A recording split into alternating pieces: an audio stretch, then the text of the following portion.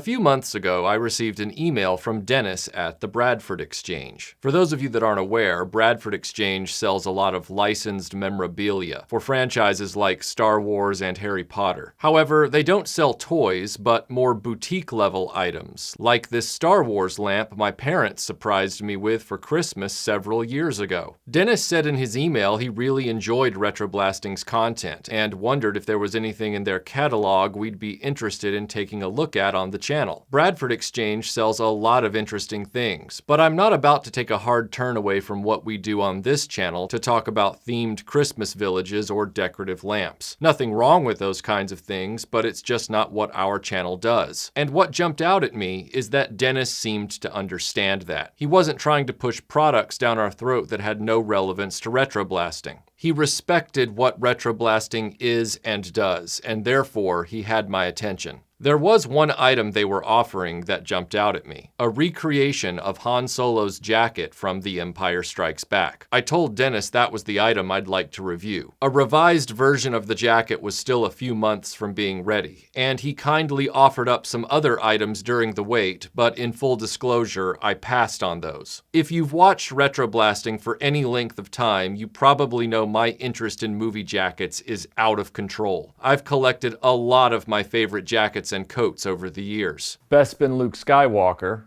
Raiders of the Lost Ark, Mal Reynolds from Firefly, Doctor Who, MacGyver, Marty McFly, Dick Tracy, our boys in World War II, the Brits in World War II, and of course the RAF in World War II, Han Solo's Hoth coat, and Luke Skywalker's Hoth jacket. But the jacket that started me down this path was Han Solo's main costume jacket from The Empire Strikes Back. With the help of my mother, I studied this jacket off the Laserdisc, and we made this wearable prototype while I was in college. As home video detail improved, we made a second attempt at Han Solo's jacket about 10 years later using the Blu-ray details that had come to light. And I've worn this jacket several times at DragonCon. And then when Anovos made their official replica, I bought that one too. But unfortunately, because of its off-the-rack sizing, it means that the sleeves are too short for me, which means I haven't worn this one anywhere.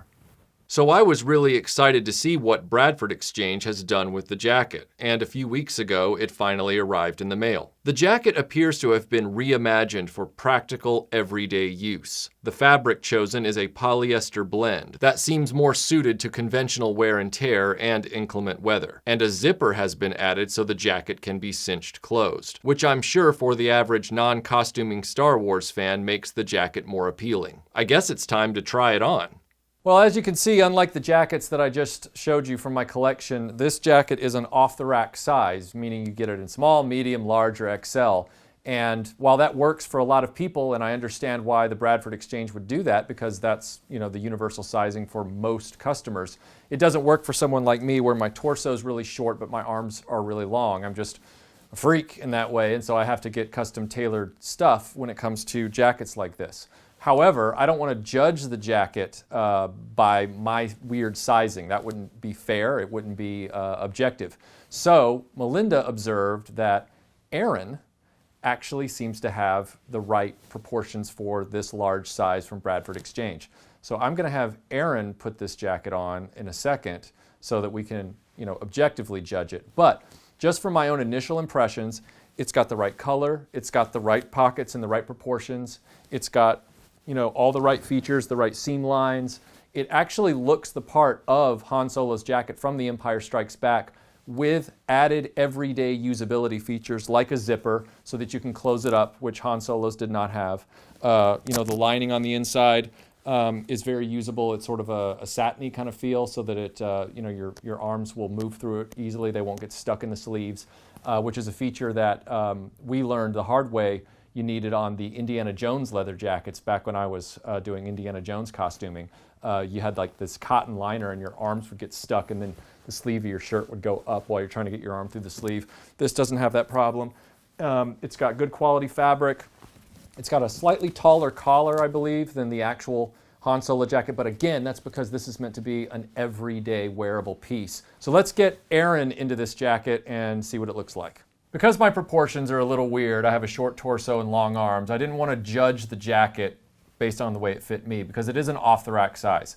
And so we realized that Aaron actually is probably the perfect fit for this jacket, and he is. He's got, you know, the right proportionate torso to arm length ratio for this large size jacket. So I wanted to get his impression of what this jacket is like. I know that, again, keep in mind, this jacket is not meant to be a true movie prop replica. It's meant to be a everyday wear jacket. So they've added some usability features like snaps on the pocket flaps, a zipper in the front, which are things that the actual Han Solo prop did not have, the one Harrison Ford wore. So you've worn this around today while we have been running around doing errands before the live stream that we normally do on Saturday. What do you think? I actually think it's really quite comfortable. One of the first things that surprised me about it was the liner on it is actually a very nice liner that made it very comfortable to put on. It's almost like a dress jacket when you take a look at how that works. Right. But the other thing about it was that I kind of expected it to be kind of a heavier jacket, and it was a lighter weight. Right. So that came in really nice because we're not quite at that part of the year where it's going to be frigid, freezing outside. Right, and in Georgia, we hardly ever get way too cold. I mean, maybe a few weeks in February, a few days, something like that. It's kind of like you go outside that day and you're like, oh, and you have to go inside quick. And you have to find that jacket that will keep you warm enough while you're in your morning commute, but it's going to heat up during the day. So then you want that jacket that's not going to be too hot when you walk back out to your car. Like, this is a good candidate also, I think, for having an overcoat or something like that you might add to it if it was one of those like Alaskan days. Right. So final verdict on the Bradford Exchange Han Solo Bespin jacket from The Empire Strikes Back is that you should not use this as a substitute for a costuming prop if you are doing formal costuming of the outfit. However, if you're looking for a kind of geek style, geek chic, you know, sort of like stealth pop culture outfit, you know, to wear, like you want just an element from your ensemble that day to sort of hint at something that you like Star Wars or Star Trek, this is perfect because it is a wearable, everyday piece of clothing that they've adapted from the original movie prop. So, or I shouldn't say prop, should I say costume? Yeah. Costume piece. It's not a prop, it's a costume piece. Props are for hands. So yeah, it's great. It's got a great color. It's got the pocket proportions are correct. It's even got the pocket on the back. So you've got the right pocket on the back, and you've got the one pocket on the side with all of the proper sleeve trim, like I showed you on the ones that I made for my actual Han Solo costume. It's really nice. It's a really nice piece. But remember, it's rack sizing. So if you are built oddly like I am, you're going to have to get a custom tailored piece anyway. But for off-the-rack sizes, this is great. If you're an average guy like me, feels great. You're not average, but I get what you're saying. Yeah. Appreciate that. All right. Well, thanks for watching this, guys, and we'll see you on the next video. Are you just going to leave it running, or like what? Hope you enjoyed that, everybody. If you want to see more videos about movie costumes and props, you can watch our feature on the Bespin Luke costume here. And if you just want something a little simpler, you can watch our video about Hoth hats here. And now I gotta go because I gotta get started on the next video.